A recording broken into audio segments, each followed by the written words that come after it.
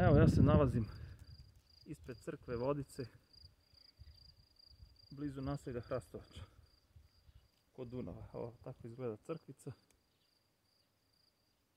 Sad ću da uđem unutra. Evo, crkva Vodica.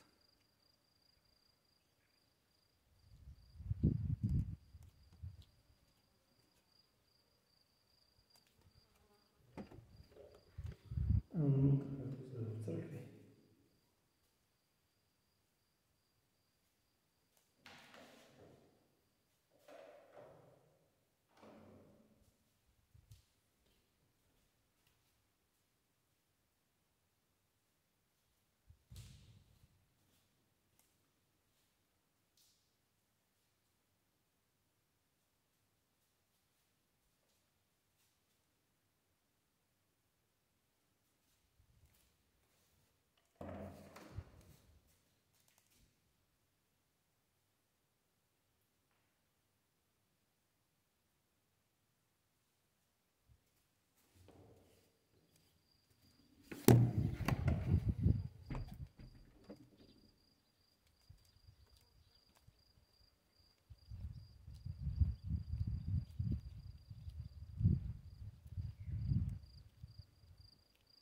Evo ovdje ima i za sedenje, klupice.